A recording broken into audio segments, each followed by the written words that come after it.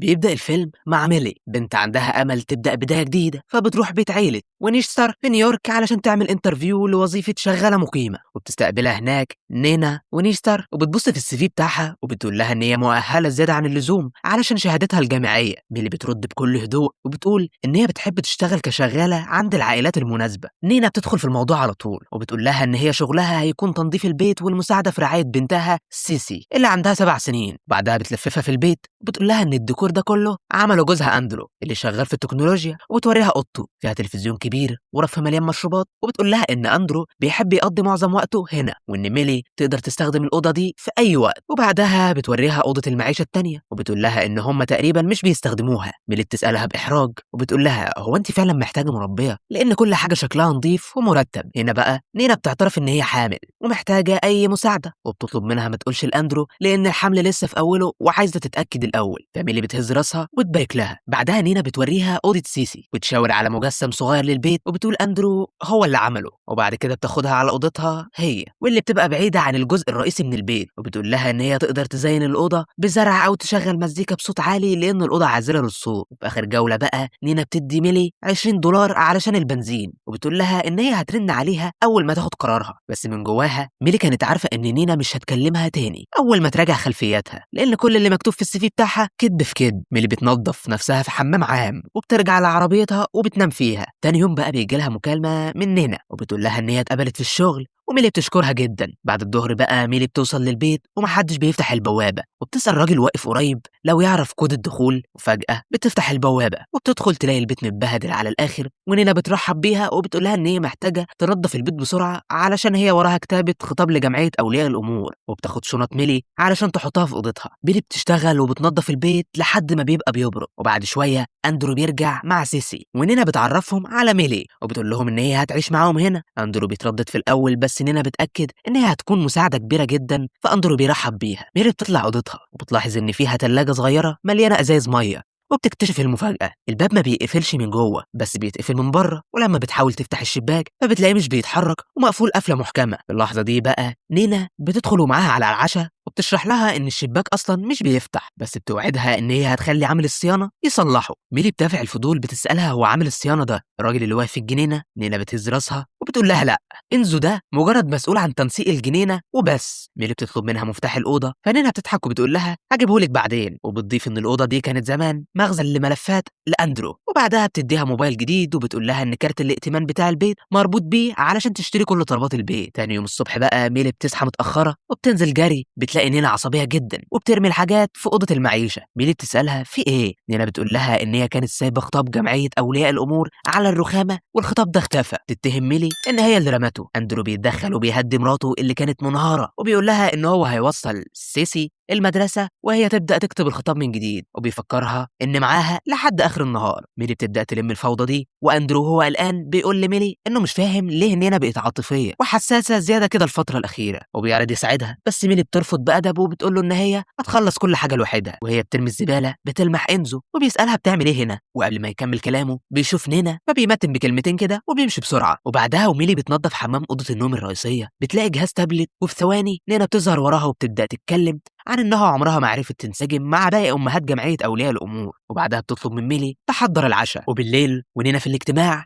ميلي بتحضر العشاء وبتنزله. وهي بتقدم الأكل بتسأل سيسي لو عايزة عصير. سيسي بتوافق بس بتقول لها هاتي كوباية تانية علشان دي وسخة. ميلي بتفهمها إن الكوباية لسه طالعة حالا من غسالة الأطباق، بس سيسي برضه بترفض تشرب فيها. وأندرو بيطلب من ميلي تقعد تتعشى معاهم بس هي بتعتذر بأدب وبتطلع أوضتها. وهي في الأوضة ميلي بتقلب في حساب أندرو على الانستجرام، وفجأة الباب بيخبط. أندرو بيظهر ومعاه كب كيك، وأول ما بيقرب منها علشان يقبلها ميلي بتصحى وبتكتشف إن كل ده كان مجرد حلم. في الصباح الباكر بقى ميلي بتحط الفطار على السفرة ونينا بتدخل تديها مفتاح أوضتها وبتسألها بخبث الدنيا مشيت إزاي امبارح بالليل مع أندرو وسيسي. ميلي بتقول إن كل حاجة كانت تمام وما حصلش أي مشاكل، ونينا بتتنهد وبتعرف إن أندرو مش أكبر معجب بأكلها بس عمره ما اشتكى ودايما بياكله من غير أي اعتراض علشان ما يزعلهاش. بعد كام يوم بقى وتحديدا يوم السبت نينا بتطلب من ميلي توصل سيسي لحصة الباليه، وميلي بتفكرها إن النهاردة أجازتها الرسمية بس نيني بتقلب وشها وبتشتكي وبتقول لها ان هي ضيعت ميعاد الكوافير بتاعها قبل كده بسبب ان ميلي رمت خطاب جمعيه اولياء الامور. ميلي بتصر على موقفها وبتقول ان هي لازم تحضر اجتماع مهم جدا ومش هتعرف تروح. اندرو اللي كان سامع خناقتهم من اولها بيتدخل وبيطوع بكل ذوق ان هو اللي يوصل سيسي لحصه الباليه علشان يحل الاشكال. وبعدها ميلي بتروح تقابل ضابط المراقبه المسؤول عنها واللي بيبدا يسالها عن مكان سكنها الحالي وشغلها الحالي وبتعمل فيه ايه. ميلي بتشرح له ان هي ساكنه في بيت عيله وينشستر وشغاله عندهم ومستقره. الضابط هنا بينبهها بلهجه شديده وبيقول لها ان هي لازم تتمسك بالشغلانه دي بايدها واسنانها، وبيفكرها ان هي لو غلطت اي غلطه تانية هترجع السجن فورا تكمل ال5 سنين الباقيين من عقوبتها. بعد ما بتخلص من الاجتماع بيجي لها اتصال من نينا وبتطلب منها بكل برود وبساطه ان هي تروح تجيب سيسي من حصه الباليه. ميلي بتوصل استوديو الرقص وهناك بتقابل واحده من امهات جمعيه اولياء الامور واسمها باتريس. ميلي بتعرفها بنفسها وبتقول لها ان هي الشغاله بتاعت نينا ونشتر وجايه تاخد سيسي. بس باتريس بتبص لها باستغراب وبتقول لها ان سيسي اصلا عندها ميعاد لعب مع بنتها ايما متحدد من اسابيع. ميلي بتاكد لها ان نينا بنفسها هي اللي كلمتها وطلبت منها تيجي تاخدها حالا. باتريس بتتضايق وبتتصل بنينا علشان تفهم، بس المفاجاه ان نينا بتنكر تماما وبتعمل نفسها هبله وبتقول لها ان هي ما طلبتش من ميلي تجيب سيسي خالص. ولما ميلي بترجع البيت نينا بتهجم عليها وبتوبخها وبتتهمها ان هي عملت لها فضيحه وجرستها قدام باتريس، وبتقول لها بزعيق ان هي كانت معرفاها من الاول ان سيسي هتبات عند صاحبتها. وبعدها نينا بتاخد ميلي وبتعرفها على إفلين والدة أندرو وبتقول لها ان هي جابت معاها طقم صيني تحفه وهدايا جميله. في اللحظه دي بقى أندرو بيرجع البيت وبيسلم على امه وبيصالحها، ولكن ميلي ما بيجيلهاش نوم وبتفضل تتقلب فبتنزل تحت علشان تتفرج على التلفزيون. وبعد شويه أندرو بينزل وبينضم ليها وبيقعد معاها وميلي بتحس باحراج وبتعتذر بالذوق وبتقوم علشان تطلع اوضتها، بس هو بيطلب منها تفضل قاعده ويقعدوا يتفرجوا سوا على برنامج المسابقات. ميلي بتقول ان هي بتحب البرنامج ده جدا اللي اسمه فاميلي فاند. فاندرو بيهزر وبيقول لها ان هو وعيلته لو دخلوا البرنامج ده كانوا هيكسروا الدنيا لانهم كلهم شخصيات تنافسيه وما بيحبوش يخسروا. وبعدها بيسال ميلي عن عيلتها فبتعترف له حزن وبتقول لها ان هي مش على تواصل معاهم تقريبا ومقطوعين عن بعض، وعلشان يلطف الجو بيغيروا السيره. اندرو بيهزر وبيقول لها تعرفي انا وانتي وابويا وامي ونينا ممكن نعمل فريق جامد ونكسب في البرنامج ده. ميلي بتلاحظ انه ما جابش سيره اهل نينا خالص فبتساله عنهم بدافع الفضول. اندرو وشه بيتغير على طول وبيقول لها ان والدين نينا ماتوا وهي لسه صغيره في حريق كده وان الشرطه عمرها ما عرفت مين المسؤول عن اللي حصل ده. ورغم ان في اشاعات قويه بتقول ان نينا هي اللي ولعت في البيت بنفسها، ولكن في اللحظه دي نينا بتدخل عليهم فجاه وبتلاقيهم قاعدين مع بعض في الضلمه. اندرو بسرعه بيلحق الموقف وبيقول انهم كانوا بيتفرجوا على برنامج مسابقات، وبعدها بيستأذن وبيخلع ويمشي. واول ما بيمشي نينا بتتحول وبتطرد ميلي من الشغل فورا. ميلي بتموت من الرعب وبتترجاها تديها فرصه تانية علشان الشغل ده هو حياتها كلها. وبعد لحظه صمت وتفكير نينا بتوافق بس بتحذرها بحده، وعين بتطلع شرار وبتقول لها ابعدي عن جوزي خالص، فاهمه؟ تاني يوم بقى ميلي بتحضر الاكل لتجمع خاص بامهات جمعيه اولياء الامور في البيت، واثناء ما بتقدم لهم الاكل بتسمعهم وهم بيتكلموا من ورا ظهر المربيات بتاعتهم وبيرمى عليهم كلام وحش. وبعدها نينا بتدخل وسطهم وبتعلن كمان ان هي بتدور على مربيه جديده. الامهات على طول بداوا ينافقوها ويجاملوها فيها وبيسالوا بكل فضول هو الحمل وصل للشهر الكام دلوقتي. نينا بتصحح لهم الموضوع ببرود وبتقول لها ان هي واندرو لسه بيحاولوا يخلفوا وانهم ناويين يزوروا مركز متخصص في علاج الخصوبه قريب. وبعدها بيجي لها تليفون فبتستأذن وبتمشي وبتسيبهم. واول ما بتخرج من هنا الامهات بيبداوا يقطعوا في فروتها ويتكلموا عليها بشكل وحش جدا. باتريس بتقول ان اندرو ده اكيد ملاك من اولياء الله الصالحين علشان مستحمل تصرفات نينا وتقلباتها الهبله دي، وبتضيف ان نينا ما كانش معاها حاجه ولا حالتها لبه قبل ما تتجوز وتعمل فيها هانم. ومش بس كده، ده كمان بيكشفوا سر خطير جدا ان هي قضت قبل كده 9 شهور كاملين في مستشفى الامراض النفسيه. وبالليل ميلي بتقعد في اوضتها وبتكتب مذكراتها وبتعبر عن صدمتها وانها متاكده ان نينا دي ست مجنونه ومريضه لان هي كدبت عليها وقالت لها ان هي حامل وهي اصلا مش حامل. وفجاه نينا بتقتحم اوضتها من غير ما تخبط وبتطلب منها بنبره امراه ان هي تراقب سيسي يوم السبت الجاي لانها هي واندرو هيكونوا رايحين مشوار مهم عند دكتور في المدينه. ميلي بتوافق وهي ساكته. ولما بيجي يوم السبت بعد ما نينا واندرو بيمشوا والعربيه بتتحرك ميلي بتستغل الفرصه وبتدخل حمام نينا وبتفتح دولاب الادويه وبتكتشف الصدمه. الدواء اللي نينا بتبلعه بانتظام ده مخصص لعلاج الذهان والاضطرابات العقلية الشديدة. وبعد شوية ميلي بتسيب رسالة صوتية لصاحبتها ليكسي وبتسألها لو تعرف لها أي شغلانة تانية في أي داهية، وبتعترف لها إنها لازم تخرج من البيت المرعب ده بأي طريقة. سيسي بتسمع الكلام ده بالصدفة وبتدخل تسأل ميلي هي زعلانة ليه، وبتقول لها هو أنت هتمشي وتسيبينا؟ ميلي بتطمنها بحنان وبتقول لها إن هي مش رايحة في حتة، وبتبدأ تعمل لها سندوتش علشان تاكل وعلشان تكسر الصمت والتوتر اللي في الجو. ميلي بتسأل سيسي بهزار وبتقول لها هو أنت عندك كراش أو بتحب حد في المدرسة؟ السؤال ده بيضايق سيسي جدا وبتقلب وشها وبتقول لميلي بنبرة جافة إن هي مش مضطرة تبقى صاحبتها وتتدخل في خصوصياتها. ميلي بترد عليها بكل هدوء وبتقول لها إن هي فعلا كشخص عايزها تبقى صاحبتها لأنها بتحبها بجد. سيسي بتهدى وبتفكها كده وبتبدأ تلعب ببيت العرايس بتاعها. ميلي بتسألها عايزة عصير ولا مية؟ سيسي بترد وبتقول عصير لو سمحتي. بعدين سيسي بتسأل ميلي وبتقول لها هو انت رحت الكوافير النهارده؟ ميلي بترد وبتقول ايوه، ولكن بعدها ميلي بتلاحظ فجأة ان سيسي معاها دمية الترول بتاعتها الخاصة، فبتتجنن وبتزعق لها جامد وبتقول لها ما تدخلش اوضتها تاني ابدا وتاخد حاجتها وتطلع بره. وبعدها بيسمعوا صوت عربية نينا وهي جايه من بره، ونينا بتدخل وهي بتصرخ وبتعمل مناحه. بعد كده ميلي بتعرف الحقيقه المره ان نينا عندها كسور، وده معناه عمليا وعلميا وطبيا انها مستحيل وعمرها ما هتعرف تخلف عيال. اندرو بيتدخل في الكلام وبيبقى بيموت من الحزن، وبيضيف ان هم بيحاولوا يخلفوا وبيلفوا على الدكاتره بقالهم سنين طويله من غير فايده. وبعدين بيبص لميلي بعيون مكسوره وبيعترف لها انه نفسه كان دايما يبقى عنده اولاد يشيلوا اسمه، وبيكشف لها سر كبير وبيقول لها ان سيسي مش بنته البيولوجيه. بالليل بقى ميلي بتصحى على كابوس حقيقي وصوت صريخ وخناق عالي جدا مال البيت، وبتروح جري تشوف في ايه وبتلاقي نينا واقفه وماسكه قطعه ازاز مكسوره وغرقانه دم. والغريب بقى ان هي كانت مبتسمه ابتسامه مخيفه ترعب اي حد. اندرو في الاخر بيعافر معاها وبيقدر ياخد منها حته الازاز دي بالعافيه ويقفل عليها الباب. تاني يوم الصبح بقى نينا بتيجي لميلي وبتعتذر لها عن كدبها بخصوص موضوع الحمل. ميلي بتبتسم بأدب وبتحاول تعدي الموضوع وتفتح معاها صفحة جديدة. نينا علشان تصالحها بتعرض عليها تاخد شوية من هدومها وفساتينها. ميلي بتتردد في الأول كنوع من الإحراج، بس لما نينا بتلح عليها وبتصر عليها بتوافق تاخد الهدوم. وبعدها نينا بتطلب منها خدمة تانية إن هي تحجز لها تذكرتين لمسرحية في برودواي، وتحجز كمان أوضة فندق يوم السبت الجاي. وبتقول لها إن هي عاملة كده علشان تصالح أندرو وتعوضه على النكد اللي فات ده. وبتضيف إن سيسي كده كده هتبات عند واحدة صاحبتها، فميلي هيكون عندها اليوم ده اجازة ومفيش وراها شغل. ميلي بتقول لها تمام. وبعدها وهي رايحة تجيب سيسي من استوديو الباليه، واحدة من امهات جمعية اولياء الامور بتوقفها وبتسألها لو هي الشغالة الجديدة عند عيلة وينشترز. ولما ميلي بتأكد لها وبتقول لها ايوه، الست دي بتبص لها بشفقة وبتكشف لها سر مرعب. تقول لها ان البنت سيسي دي مرت بحاجات صعبة قوي فوق طاقتها، وان نينا دي حاولت قبل كده تغرق البنت وبعدها حاولت تنتحر بنفسها بجرعة زيادة من الحبوب. وبتضيف ان اندرو هو البطل اللي انقذ حياتهم هما الاتنين في اخر لحظة. ميلي الكلام ده بيلف في دماغها وبتروح تواجه انزو الجنايني وبتسأله بصراحة هو يعرف ايه عن العيلة دي وبلاويها، بس قبل ما ينطق بكلمة نينا بتقاطعهم وهي متعصبة على الآخر، وبتطالب تعرف ميلي بأي حق حجزت تذاكر مسرحية ببردواي. ميلي بتنشف دمها وبتفكرها ان هي اللي طلبت منها تعمل كده بنفسها، بس نينا بتقلب الترابيزة وبتتهمها بالكذب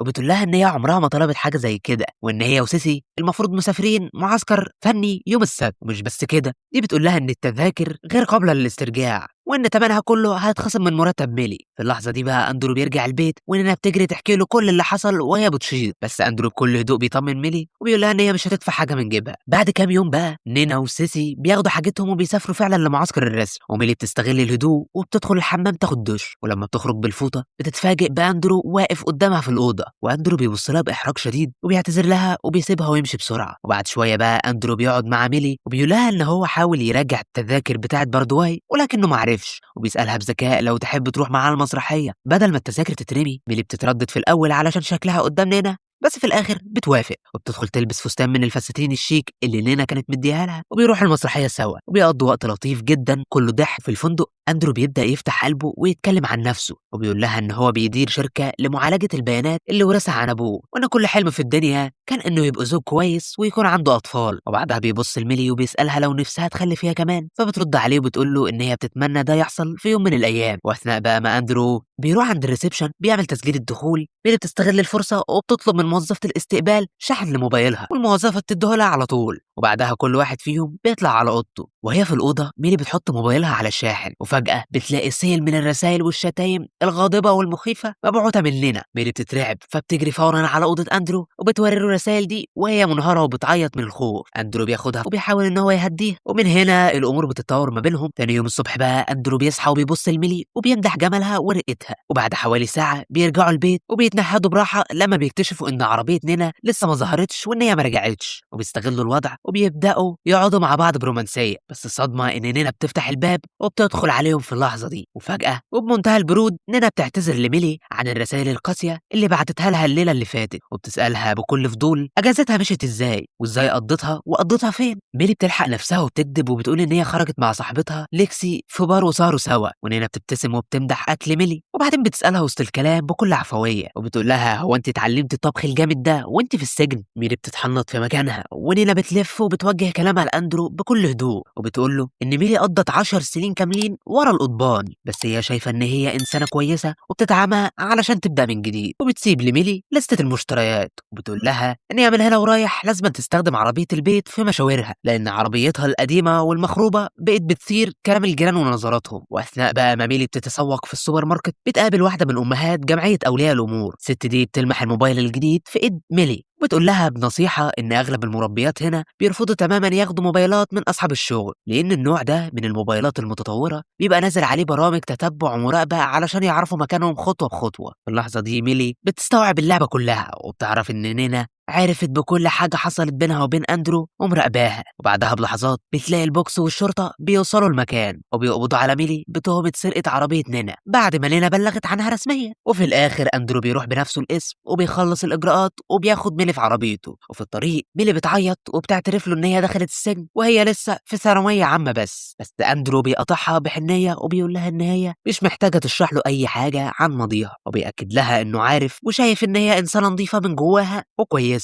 ولما ميلي واندرو بيرجعوا البيت نينا بتقف لهم في الصاله وبتواجههم وهي ماسكه في ايديها ورقه تذاكر مسرحيه بردواي اللي لقتها في الهدوم، تتهمهم عيني عينك ان في بينهم علاقه شمال. بس ميلي واندرو بينكروا تماما، واندرو بيزعق في نينا وبيقول لها ان هي رجعت تتخيل وبتخرف من جديد بسبب مرضها النفسي. ورغم كل ده نينا بتحاول تطرد ميلي في ساعتها بره البيت، ومش بس كده دي بتطالبها بالفلوس وبتتهمها كمان ان هي سرقت الهدوم والفساتين اللي في اوضتها. ميلي بتقف مصدومه مش مصدقه من الجبروت ده. فجاه اندرو بينفجر في وش نينا بكل غضب وعصبيه وبيطردها هي من البيت وبيقول لها ان انت اللي هتطلعي بره. نينا وهي خارجه ومكسوره بتلف وهي بتضرب ميلي بالقلم على وشها وبتمشي وهي بتغلي من الغضب. وبعد ما نينا بتمشي وبتختفي ميلي بتقول لاندرو ان هي لازم تمشي هي كمان لانها محتاجه شغل ومكان ثابت تعيش فيه علشان تلتزم بشروط الافراج المشروطه وبلاغات ضابط المراقبه. بس اندرو بيمسك فيها وبيترجاها تفضل معاه في البيت وما تسيبوش لوحده، وميلي في الاخر بتوافق وبتقعد. وخلال الاسابيع اللي بعد كده حياه ميلي بتبقى هاديه ورايقه جدا وسعيده جدا مع اندرو. وفي يوم اندرو وهو قاعد معاها بيقول لها بشكل عابر وبثقه تعرفي امي دايما كانت بتحب ابتسامتي دي وستات كتير كمان كانوا بيعشقوها فيا. وفي صباح يوم عادي بقى ميلي بتبقى واقفه في المطبخ وبتحط الفطار في طبق لاندرو وبتتفاجئ بالشباك بانزو الجنايني واقف بره بيبص عليها بنظرات غريبه ومرهبه، وبتقول لاندرو فورا على اللي شافته. واندرو من غير ما يفكر بيطلع له وبيطرد انزو من الشغل في ساعتها وبيقفل حسابه وبيمشيه. ميلي بتبدا تلم الحاجه وبتعتذر لاندرو بكسوف لان هي وهي بتنظف كسرت بالغلط طبق صيني من الغالي اللي كانت امه ايفلين جايبتها لهم هديه. بس اندرو بيبتسم وبيقول لها بكل برود ولا يهمك ما تقلقيش خالص من الموضوع ده. بس اندرو بيبص لها بكل برود وبيطلب منها تجمع كل حتت الطبق المكسور علشان يوديها لحد متخصص يلزقها ويصلحها تاني. وبالليل بقى ميلي بتبص على اندرو وبتلاقيه قاعد بيفحص طقم الصيني المكسور ده بعنايه شديده وبنظرات غريبه، وبيسالها بلهجه جافه وبيقول لها انت ليه ما نضفتيش الازاز المكسور من على الارض؟ ميلي بترد عليه بخوف وبتقول له ان هي كانت خايفه على ايدها لا تتعور. اندرو بيهز راسه وسكت من غير ما ينطق بكلمه، وبعدها بياخدها وبيطلعوا على اوضتها وبيعرض عليها يشربوا كاسين شمبانيا سوا علشان يروقوا دماغهم. ومرت الساعات وميلي بتصحى من النوم بتلاقي نفسها لوحدها في السرير وبتقوم تفتح الباب علشان تخرج، بس بتكتشف الصدمه الباب هنا بيبقى مقفول عليها بضبه ومفتاح من بره. ميلي بتتوتر واللعب والاضطراب بيمسكوا فيها وبتفضل تصرخ وتخبط بكل قوتها وبتنادي على اندرو علشان يفتح لها، بس مفيش حد بيرد عليها. وهنا يا سيدي القصة بتلف وبترجع بينا كام أسبوع لورا وبالظبط من وقت ما نينا سابت البيت ومشيت. المفاجأة إن نينا بدل ما تكون منهارة ومكسورة كانت حاسة براحة نفسية رهيبة ومبسوطة، لأنها أخيرا هربت من الجحيم وسيطرت أندرو عليها. وهنا الستارة بتترفع وبان الوش الحقيقي لأندرو. أندرو طلع شخص سايكوباتي مؤذي، وكان بيتلاعب بنينا وبيذلها وبيستغلها بقاله سنين طويلة. ومعاناة نينا في الدنيا بدأت وهي طفلة عندها 8 سنين. وعكس الحياة المرعبة اللي أندرو كان بيحكيها للناس، نينا ما كانتش السبب في الحريق اللي ولع في بيت أهلها وماتوا فيه. نينا كان نفسها وهي صغيرة تطلع محامية شاطرة، بس حياتها اتقلبت رأسا على عقب لما وقعت في حب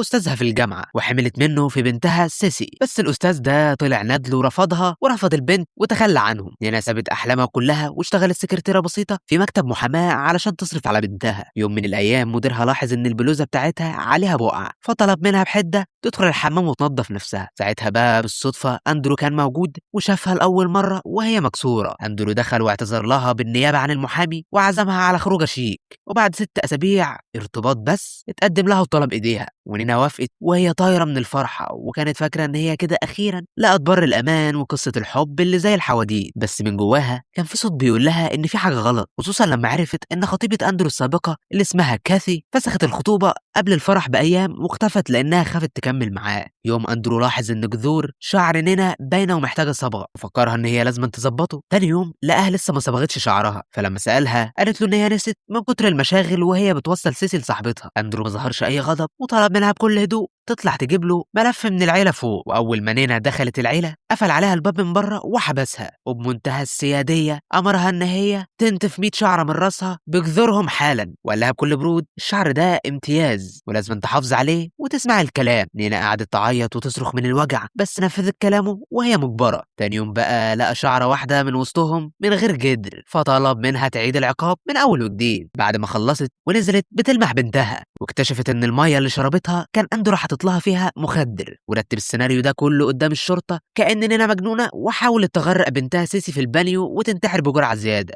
الشرطة صدقت ده ونينا دخلت مستشفى الأمراض النفسية وقضت هناك 9 شهور، وفي الآخر وافقت تاخد مضادات ذهان واكتئاب وتاخد الصدمات. رغم الأدوية دي كانت بتموت إحساسها، بس عملت كل ده علشان يوافقوا يطلعوها وترجع لحضن بنتها. بس لما رجعت لقت أندرو غسل مخ سيسي وخلاها تحبه هو وتكره أمها، وبقت نينا عايشة معاه زي الأسيرة في سجن ملوش جدران. أندرو قدام المجتمع والناس كان الزوج المثالي والملاك المخلص، في نفس الوقت كان بيوصل لكل الجيران وأمهات المدرسة إن مراته مختلة عقليا وخطرة جدا. وبعد فترة أندرو بقى هيموت ويخلف ولد من صلب ويشيل اسمه، بس نينا من وراه كانت مركبة وسيلة لمنع الحمل ودفعت فلوس تحت الترابيزة للدكتور علشان يفهموا إن هي عقيمة وعندها قصور في المبيض وما بتخلفش. ومن وقتها معاملته ليها بقت سادية وأسوأ بمراحل. إنزو الجنايني كان صعبان عليه حالها فحاول يساعد نينا وسيسي يهربوا ويجهز لهم جوازات سفر مزورة، بس أندرو كشف الخطة وطرد إنزو على طول. وهنا نينا فهمت إن نقطة ضعف أندرو الكبيرة هي منظره قدام الناس وإنه بيعشق إعجاب المجتمع بيه، فبدأت تخطط بذكاء إن هي تهرب، بس بشرط تلاقي ضحية جديدة تحل مكانها وتلبس الليلة علشان أندرو يشتغل فيها. وميلي طبعا كانت الضحية المثالية، بنت وحيدة مقطوعة من شجرة وضعيفة ومش محتاجة أي حد ينقذها من الشارع، وده بالظبط الصيد المقشر اللي أندرو بيموت فيه وبيستهدفه. بس لما نينا فتشت في السي في بتاعها وفتشت في ماضي ميلي عرفت إن السي في بتاعها كله كذب، وإن هي أصلا خريجة سجون ودخلت في قضية قتل وحياتها متبهدلة على الآخر. خطتها اتغيرت وبقت أذكى واتفقت مع إنزو إنه يراقب ميلي من بعيد لبعيد. ونينا جهزت شنطتها وسافرت على كاليفورنيا مع سيسي وسابت ميلي في وش المدفع مع أندرو. وهنا نسيب الماضي ونرجع تاني للحاضر في الأوضة المقفولة. أندرو بيدخل لميلي وبيقول لها ببرود إن الطبق الصيني اللي كسرته ده ملوش بديل في العالم كله لأنه اتربى وهو بياكل فيه مع أمه. ميلي بتعيط وبتقول له إن الموضوع حصل غصب عنها وإن هي مش قصده، بس أندرو بيرد عليها بجفاف مرعب وبيقول لها مقتنيات العيلة دي امتياز يا ميلي. ومن تحت عقب الباب بيزق لها حتة إزاز حامية ومكسورة من الطبق وبيأمرها بمنتهى السيادية إن هي تعمل لنفسها 21 جرح في بطنها، جرح قصاد كل حتة مكسورة من الطبق، وبيحذرها إن هي لو غلطت في العد